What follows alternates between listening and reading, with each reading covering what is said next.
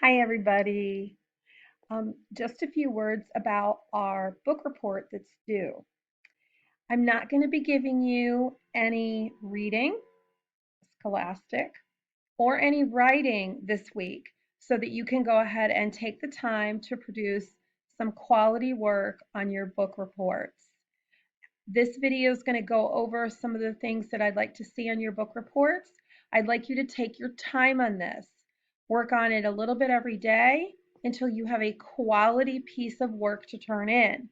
Remember, I'm not going to have you do your reading and writing so that you have time to devote to an excellent book report. I'm really excited about getting ready to read all of your wonderful works at the end of the week. All right. I also have something listed on the resources page, a template that you can follow, sort of like a graphic organizer that we use in school to go ahead and help you organize the things that I talk about in this video. You don't have to use it if you don't want to, but you certainly can. So the first thing we're going to talk about is making sure that you have your title, how many chapters are in your book, and how many pages are in your book. That needs to be listed as one of the first things. Remember, when you're writing a title in handwritten writing, you need to make sure that you underline it and all the words except for those small little teeny tiny words like of and the are not capitalized unless they're the beginning of your work. Okay, so the first thing we're going to talk about, of course, is the author. This should take you about a paragraph, maybe two. And I want you to make sure that you list your author's name. If your author is working under a pen name, then you want to make sure, and you have access to that, you want to make sure that you include that. Give 3 details about the author and their life, maybe how they started writing, something like that. And did the author win any prizes or awards for this book or any series that they have written? The other thing I want you to write about is the author's purpose. I want you to think pie. We've done this in reading groups. Remember, our parts of our pie are to persuade, to inform, to entertain, and then to teach how to do something. Most of you are reading nonfiction books um, or maybe fiction books whose purpose probably is to entertain. But go ahead and take a look at that. Some of you actually have chosen some other types of books that are not fiction, so it'd be interesting to see what you have for that. The other thing that I'd like you to include in your book report is what type of genre was the book that you read in. We've talked about this in reading groups as well. Is it science fiction? Is it a biography? Is it a fable? Is it a fantasy? Some things may fall into several categories, so make sure that you can identify what type of genre it is. Okay, characters. Characters are just such a fun part of any story. You can see I have a couple of funny characters that are down here. I want you to make sure that you're describing your characters. And when I'm saying describing, I want you to describe the character not necessarily by just using an adjective or something like that, but describe the character citing evidence on what he actually does to show that. So, for example, I'm going to give you the itsy bitsy spider. You know that rhyme. It goes, itsy bitsy spider went up the water spout. Down came the rain and I watched the spider out. You know which one I'm talking about. So if that was the story and that the spider was the character that we were talking about, I might come to the conclusion that spider is athletic because he went up the water spout.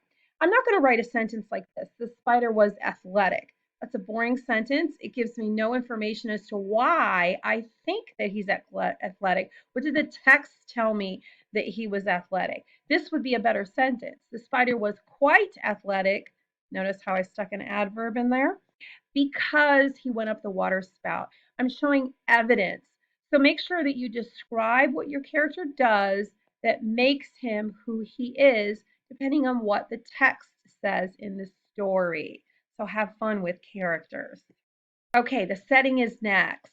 Now, most often we think of setting, we think of where the story is occurring. Is it occurring in a school? Is it occurring in the mall? Is it occurring outside at a park? but it also refers to when or the time period that it's occurring in addition to where. When is it occurring? Is it occurring in the 1800s? Is it occurring in the 1940s?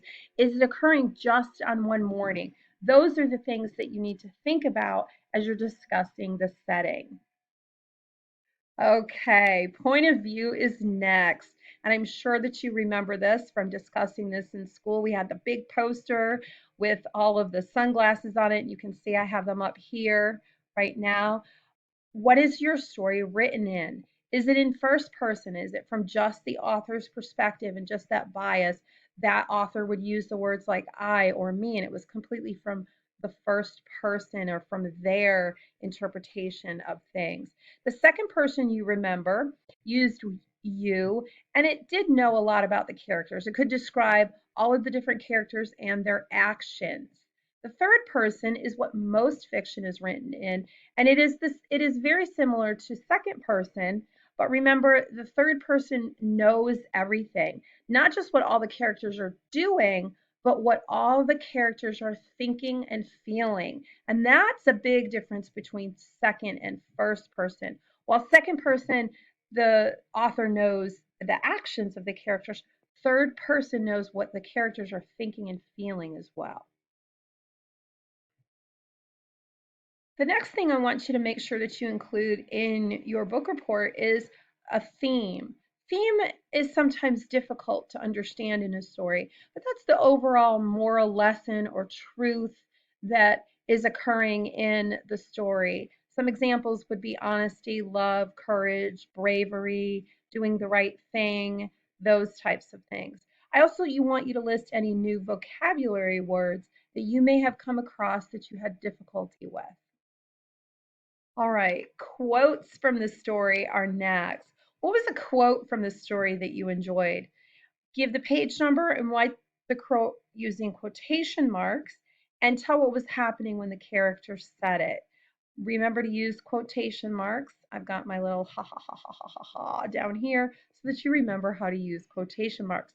Oftentimes, and I think we think of this mostly in movies, that we are defined by certain quotes that happen in the movie. Books are the same way. It could be something that's very popular with the book that you're reading, or it could be just something that struck you as one of the quotes that had meaning for you. All right, summary is next. The summary is going to talk about what happened first, in the middle section, next, and then, of course, last. What was the plot? What actually happened in the story? In plots, you've got a conflict or some kind of problem that occurs between the characters, and they have to figure out and resolve the problem at the end of the story. I also want you to include what kind of conflict we've had. We've talked about this in class. Is it a person to person conflict? Did something happen between the two characters where they didn't get along, or someone had one opinion and someone had another, and then something had to happen? Was it a person to self conflict? Was something going on with one particular character and they had to learn a lesson, and the book was primarily about just what was happening inside of the person and how they were thinking and feeling. We call that introspection, or when the character is thinking about themselves and how they learn and grow. The other option was it person to nature? Is the person or the character in the story having to resolve something? Maybe they were in a hurricane or a tornado or dealing with the elements. Um, was it person to nature? The last thing I want you to talk about when you talk about was summary was how did the conflict resolve, or how did the problem get solved that was the main problem in the story? All right, this part I'm super excited about. I want you to think about what would happen next after your story was over. What other adventures where the characters will have if you were the person writing the sequel? Maybe your book already has a sequel to it, and so maybe there is something that the characters will go on to do. But if you were to write a sequel, what would you say would happen to the characters? Be careful how you answer that because I may have you do something with that at some point. So be ready. All right, the last part of your book report is how did you feel about this book? I want you to give your reasons why. Don't simply say, yeah, I liked it, it was fabulous, it was great, it was happy. Be specific, give details. If you didn't like it, explain why also. Would you recommend this book to someone else? Again, explaining your reasons why and being very specific in those reasons. I'd like your work to be free from grammar, spelling, and punctuation errors. Notice that I have 3 exclamation marks after that. I am giving you all week to work on this one book report. I expect it to be quality work. So check repeatedly for grammar, spelling, and punctuation errors. Lastly, I'd like you to draw your favorite part using color. I love to draw, and I love it when you guys draw. I absolutely love to see your drawings. So you may draw the book cover, you may draw your favorite part of the story, anything that you like to enhance it. I'm looking forward to seeing all of your work, quite excited about it, and hearing what you have to say. Remember, please go on to the resource pages if you would like to use the graphic organizer to help you with some of the things that we've talked about. Please go ahead and use it. You don't have to use it. It's just a guide to help you in the event that you need it. Have fun.